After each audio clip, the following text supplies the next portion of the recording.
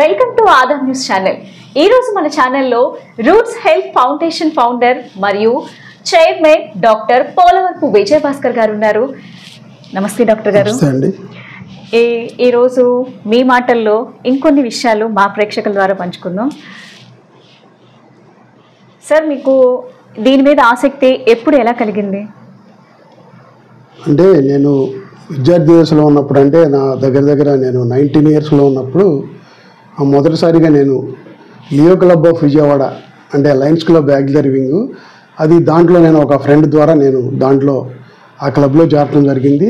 నేను స్టూడెంట్ పీరియడ్లో ఉన్నప్పుడే అనేక రకాలైన ఫ్రీ హెల్త్ క్యాంప్స్ కానీ అలాగే ఐ క్యాంప్స్ వీటిలన్నిటిలోనూ నేను పార్టిసిపేట్ చేసినప్పుడు అప్పుడు ఆ క్యాంప్స్కి వచ్చే పేద ప్రజలు చాలామంది మరి సరైన వైద్య సహాయం అందక ఆ ఫ్రీ క్యాంప్స్కి వచ్చి చాలా ఇబ్బందులు పడుతూ ఉండేవారు.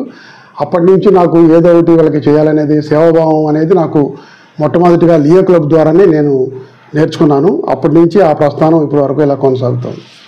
మొదటిసారి దేని ద్వారా ఈ కార్యక్రమం మొదలుపెట్టారు? సేవా కార్యక్రమం మొదటిసారి నేను నా విద్యార్థి దశ నుంచే నేను ఏదో రకంగా ఒక సేవా కార్యక్రమాల్లో పాల్గొంటున్నాను. నేను చదువుకునేటప్పుడు మొట్టమొదటిసారిగా మరి ఫ్రెండ్స్ అందరితో కలిసి నేను ఒక యూత్ స్టార్ ఫెడరేషన్ అనే ఒక ఆర్గనైజేషన్ స్టార్ట్ చేసి పర్టికులర్గా ఎవరైతే స్లమ్ ఏరియాస్లో ఉంటారో ఆ మురికి వాళ్ళలో ఉండే ప్రజలకు ఈ ఫ్రెండ్స్ అందరితో కలిసి మేము ఆ రోజుల్లోనే చాలా హెల్త్ క్యాంప్స్, రకరకాల హెల్త్ క్యాంప్స్ కండక్ట్ చేయటం, వాళ్ళకి అవేర్నెస్ ప్రోగ్రామ్స్ కూడా కండక్ట్ చేయడం జరిగింది. తర్వాత నా స్టడీస్ కంప్లీట్ అయిపోయిన తర్వాత నేను హాస్పిటల్ పెట్టి నేను ప్రాక్టీస్లో స్టార్ట్ చేసిన తర్వాత నా ప్రాక్టీస్ ద్వారానే ఏదో రకంగా సర్వీస్ చేస్తూ ఉండేవాడిని. తర్వాత దానిలో భాగంగా నేను వివిధ ఆర్గనైజేషన్స్ అంటే లయన్స్ క్లబ్, రోటరీ క్లబ్, అలాగే వాలంటరీ ఆర్గనైజేషన్స్ ఏవైతే ఉన్నాయో వాళ్ళు ఎవరు ఇన్వైట్ చేసినా కూడా నేను ఆయా కార్యక్రమాల్లో పాల్గొనడం జరుగుతుంది. విద్యార్థి దశలో మిమ్మల్ని ప్రభావితం చేసిన అంశాలు ఏంటండి? విద్యార్థి దశలో ముఖ్యంగా మెడికల్ ఫీల్డ్లో మనం ఉదయం లేచిన దగ్గర నుంచి ఎంతోమంది మనం కలుస్తూ ఉంటాం ఆరోగ్యానికి సంబంధించి. దానిలో ముఖ్యంగా మనకి ఇక్కడ పేద ప్రజలు ఎక్కువ మంది మనకి మరి వైద్య సహాయం అందక వస్తూ ఉంటారు. గవర్నమెంట్ హాస్పిటల్స్కి కానీ లేకపోతే మెడికల్ క్యాంప్స్కి వచ్చేవాళ్ళు ఎక్కువ మంది పేదవాళ్ళు. మరి వాళ్ళు సరైన మరి మందులు కొనుక్కోవడానికి డబ్బులు లేక, అలాగే మరి తర్వాత వాళ్ళు ఫర్దర్ ట్రీట్మెంట్స్ చేయించుకోవడానికి హాస్పిటల్స్కి వెళ్ళడానికి డబ్బులు లేక చాలా ఇబ్బందులు పడుతూ ఉండేవారు. ఇటువంటి పేద ప్రజలకు మనం ఏమైనా చేయగలమా అనేది నాకు అప్పటి నుంచి లోపల ఒక రకమైన ఇది ఉండేది. ఏ రకంగా చేయగలం అనేది మేము వైద్య వృత్తిలో ఉన్నాం కాబట్టి నాకు చేతనంత సాయం అప్పటి నుంచి నా ప్రాక్టీస్లో కానీ అలాగే నాకు చేతనంత బయట వాళ్ళు ఆర్గనైజ్ చేసే మెడికల్ క్యాంప్స్ ఏవైతే ఉన్నాయో వాటి ద్వారా నాకు చేతనంత వైద్య సహాయం అందించడం జరిగేది. అలాగే మీరు ఏ సంస్థల ద్వారా ఈ సేవా కార్యక్రమాలు నిర్వహించారు? నేను తర్వాత ఇలా వివిధ ఆర్గనైజేషన్స్ వాళ్ళ ఇన్విటేషన్ మేరకు వెళ్ళే కార్యక్రమాలు చేసే సమయంలో Y's Men club of international club అనేది ఒకటి లయన్స్ క్లబ్ లాగా వైజ్మెన్ ఇంటర్నేషనల్ క్లబ్ అనేది విజయవాడలో ఉంది. దాని రిప్రజెంటేటివ్స్ నన్ను కాంటాక్ట్ చేసి దాంట్లోకి ఇన్వైట్ చేశారు.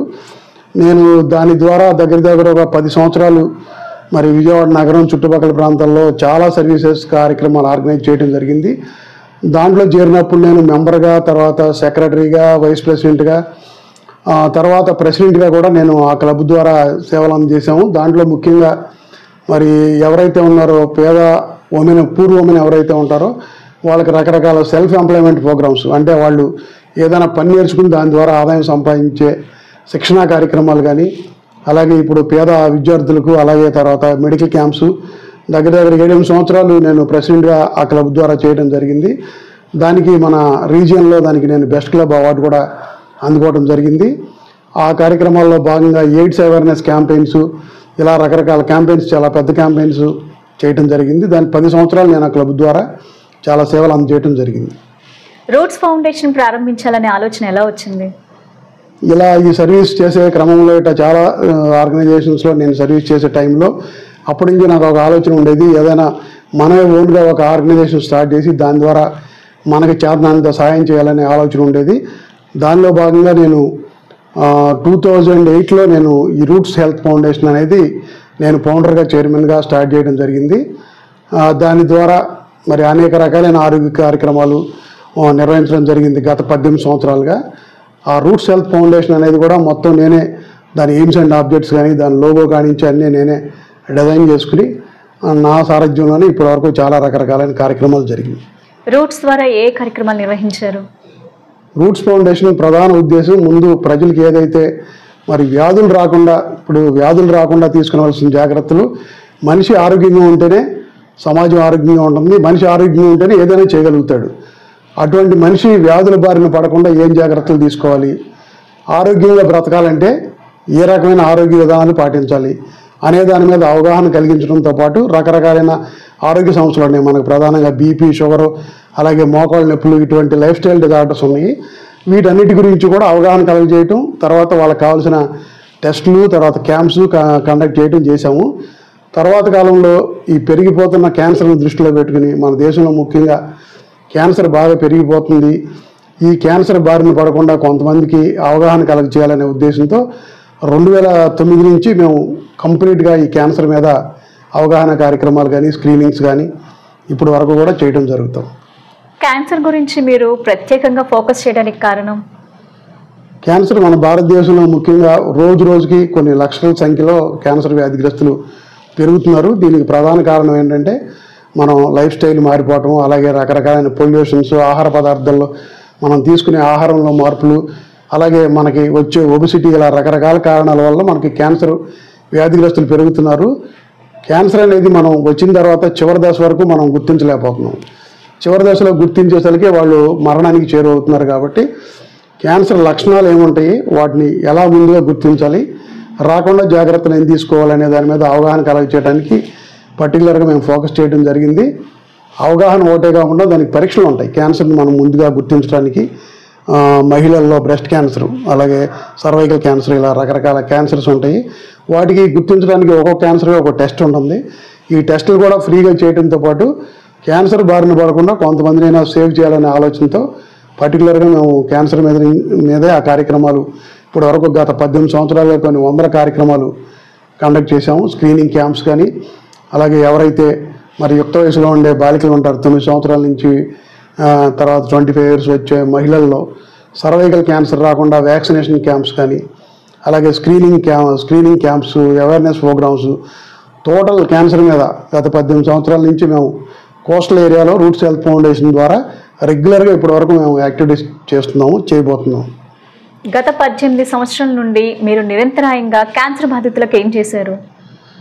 గత 18 సంవత్సరాల కింద క్యాన్సర్ అంటే చాలా తక్కువ మందికి అవగాహన ఉండేది.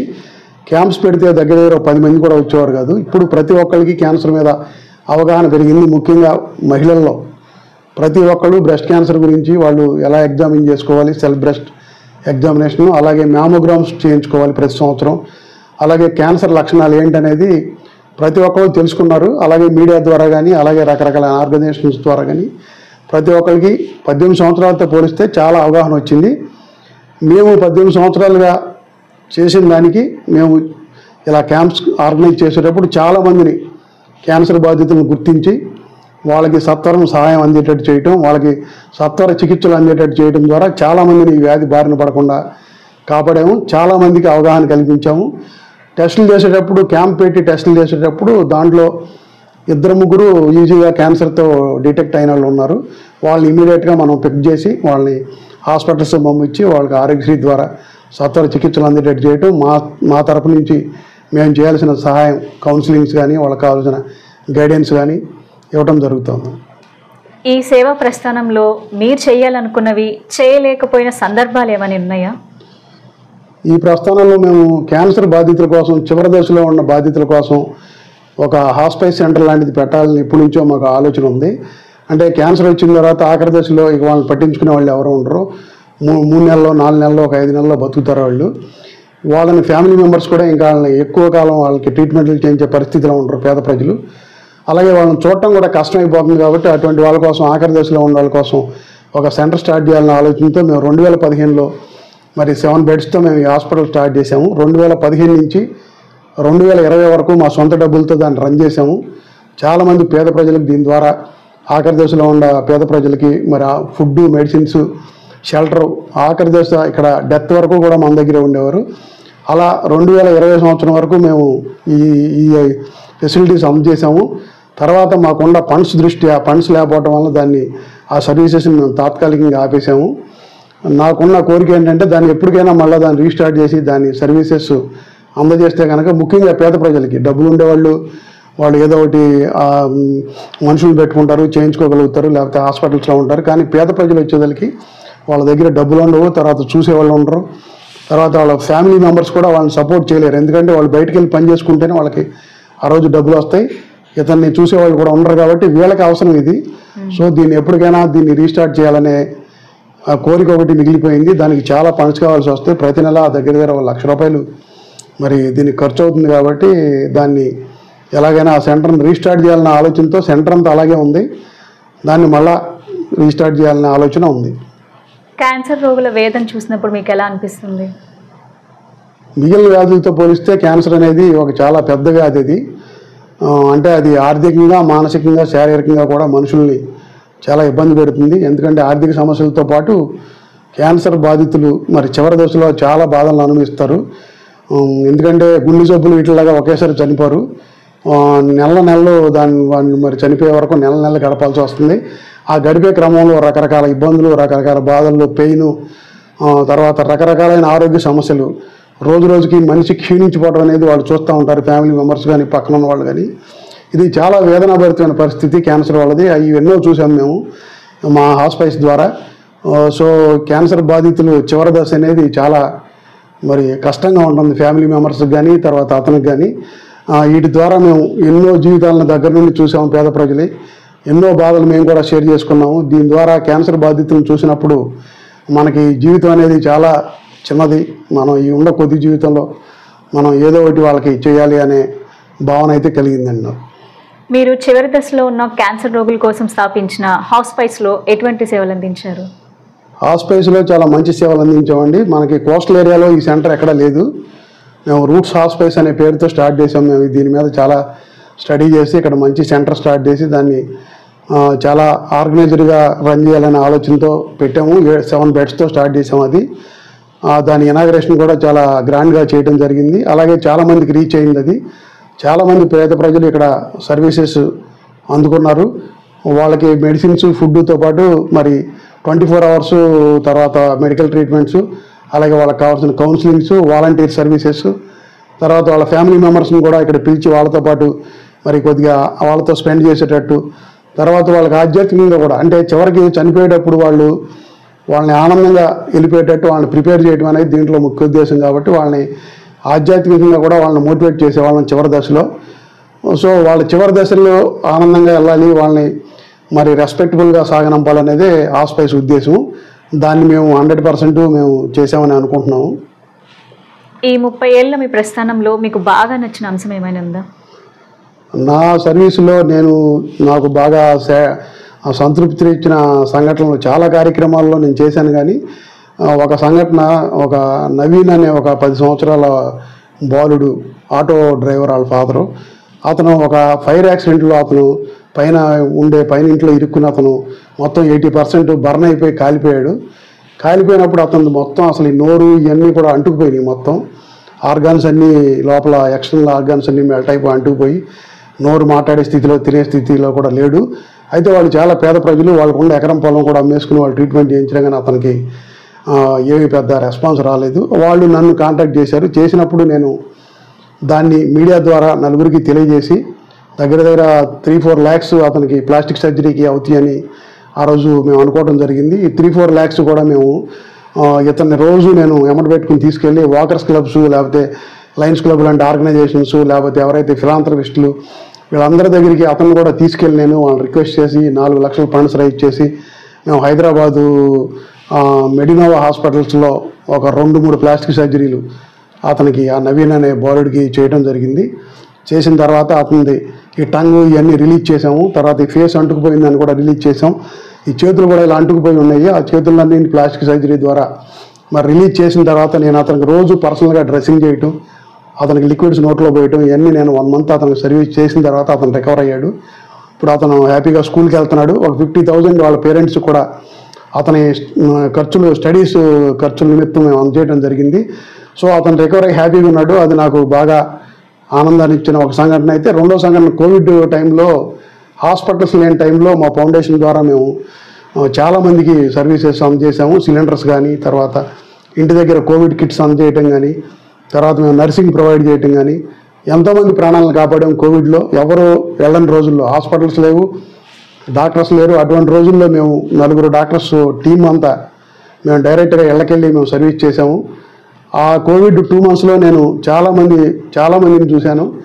చావు అంచుల దాకా వెళ్ళి తిరిగి వచ్చిన వాళ్ళని, అలాగే మేము వెళ్ళేలోపు మా కళ్ళ ముందే చనిపోయిన వాళ్ళని, ఆక్సిజన్ లేక చనిపోయిన వాళ్ళని, మరి వైద్యం అందరికి చనిపోయిన వాళ్ళని చాలామందిని చూసాము. చాలామందిని మేము సేవ్ చేయగలిగాము ఆ 2 months కాలంలో. అది నాకు చాలా సంతృప్తినిచ్చింది. వీటన్నిటితో పోలిస్తే ఎంతమంది ప్రాణాలను కాపాడగలిగామని. క్యాన్సర్ నివారణకు గత 18 సంవత్సరాలుగా మీరు చేస్తున్న కృషి వలన ఏమైనా మార్పు కనబడిందా? తప్పకుండా మార్పు వచ్చిందండి. అంటే మేము ఓన్లీ ఒకటి అవగాహనే కాకుండా ప్రతి నెల సంవత్సరంలో కూడా ఏదో ఒకటి రకంగా క్యాన్సర్ మీద క్యాంపెయిన్స్, పింక్ రిబ్బన్ క్యాంపెయిన్స్, అంటే బ్రెస్ట్ క్యాన్సర్ గురించి చెప్పేటప్పుడు పింక్ రిబ్బన్ క్యాంపెయిన్స్, పింక్ బెలూన్స్తో అక్టోబర్లో పింక్ రిబ్బన్ క్యాంపెయిన్స్ అని చేస్తాము. అలాగే ఫిబ్రవరిలో వరల్డ్ క్యాన్సర్ డే వస్తుంది. అప్పుడు 5K వాక్స్, ర్యాలీస్ ద్వారా మరి క్యాన్సర్ గురించి అవేర్నెస్ క్రియేట్ చేస్తాం. అలాగే నవంబర్లో ప్రోస్టేట్ క్యాన్సర్. ప్రతి నెల ఏదో ఒక క్యాన్సర్ మీద ప్రజలకు అవగాహన కలిగించి వదిలేయటమే కాకుండా వాళ్ళకి టెస్టులు, ఆ పర్టికులర్ క్యాన్సర్ గురించి వాళ్ళకి టెస్టులు చేయటం, దాని ద్వారా ఎవరైనా ఆ క్యాన్సర్ కనుక డిటెక్ట్ అయితే వాళ్ళు ఇమీడియట్గా ట్రీట్మెంట్లు అందించడం వంటివి కూడా చేయడం ద్వారా చాలామంది ఇప్పుడు క్యాన్సర్ గురించి తెలుసుకుంటున్నారు. ప్రతి సంవత్సరం టెస్టులు చేయించుకుంటున్నారు. ప్రతి ఒక్కరికి అవగాహన కల్పించాం రూట్స్ ద్వారా. గత 18 సంవత్సరాల కింద ఎవరికి ఈ క్యాన్సర్ గురించి మాట్లాడటానికి భయపడేవారు, టెస్టులు చేయించుకోవడానికి భయపడేవారు. ఇప్పుడు ఆ పరిస్థితి మారింది. చాలా మేము చేసిన కృషి వలన ఎంతో కొంత మార్పు వచ్చిందని అనుకుంటున్నాం. అలాగే 5K వాక్స్, డాక్టర్ అవార్డ్స్ వంటి కార్యక్రమాల వలన మీకు మీ టీం సపోర్ట్ ఏంటి? మేము చేసే కార్యక్రమాల్లో ముఖ్యమైనది డాక్టర్స్ అవార్డ్స్ అనేది ఒక ప్రధానమైంది.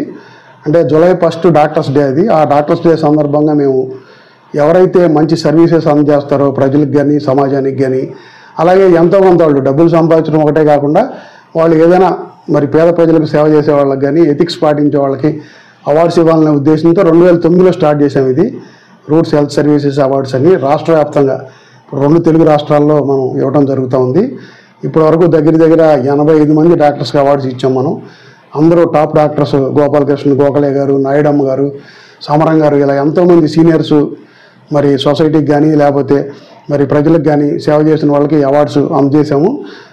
ఇది చాలా గ్రాండ్గా అవార్డ్స్ని సెలబ్రేట్ చేస్తాము. దీని ద్వారా ఏంటంటే మెడికల్ ఫ్రాటర్నిటీ మొత్తానికి మేము సర్వీస్ అందజేస్తున్నాం ఈ అవార్డ్స్ ద్వారా, కొంతమందిని గుర్తించి గౌరవించడం ద్వారా. సేవా రంగంలో మీ ఆశయం ఏమిటి?